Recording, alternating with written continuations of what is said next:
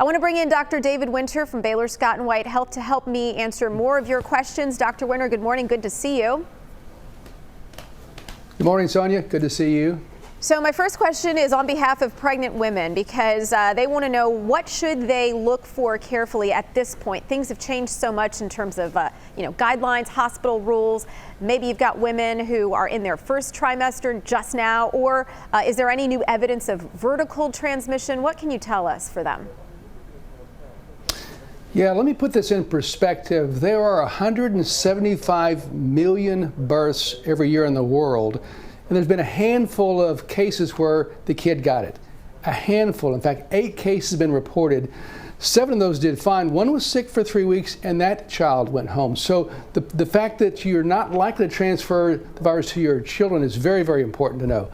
Very, very unlikely that happens. Now, with that, we still are very careful in the labor and delivery rooms. Masking, we try to do a lot of disinfecting there, do all the steps we can take.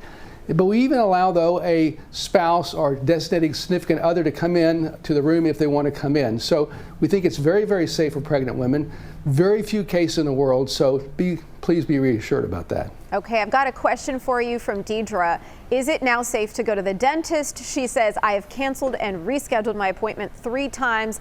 And frankly, Dr. Winter, I have the same question for you.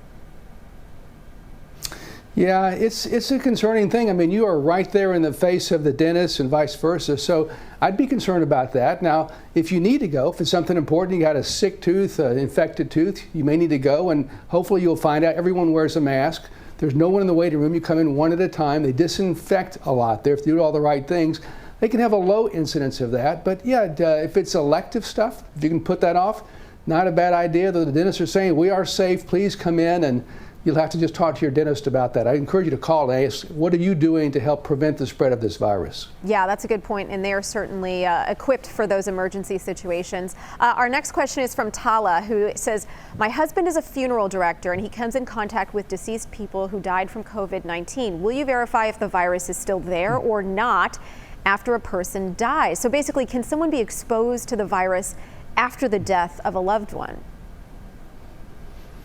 Wow, that's an interesting question. You know, to be crass, I don't think a virus can exist in a dead person because that person's dead, the cells are dead.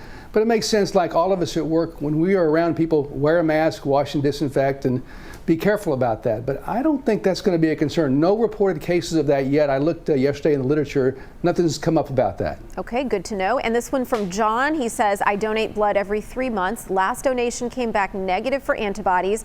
Can I still be a candidate for the vaccine trials? And we've got some gearing up for some locally here as well.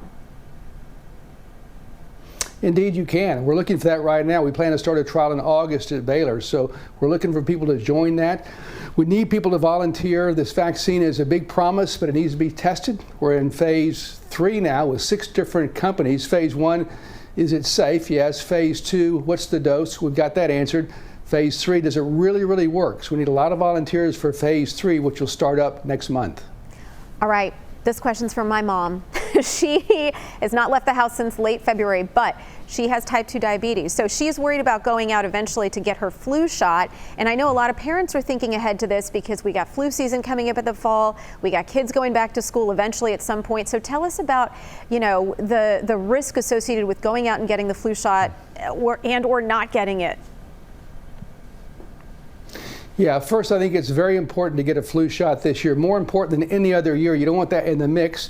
There's some evidence that would suggest a flu shot might increase your immunity to COVID. Not proven yet, but that's another good reason to do it. But you want to go get a flu shot where it's safe. And some of the clinics right now are planning to have a stick out your arm, get a shot, and drive on out. So you might look for that if you're worried, if you have some comorbidities like diabetes.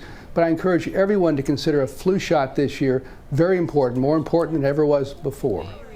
And we only have about 20 seconds, Dr. Winter, but I want to ask you about the hand sanitizer issue because a lot of people are going, oh, great. What ingredients should I look for when I get hand sanitizer? We've seen the studies and it seems quite confusing, to know what to buy. Yeah. Yeah, the FDA pulled 75 hand sanitizers off the market because they contain methanol. Now, methanol can be absorbed through the skin, cause nausea, vomiting, headaches, blindness, seizures. Oh, and the big one, death. You don't want to put methanol on your hands.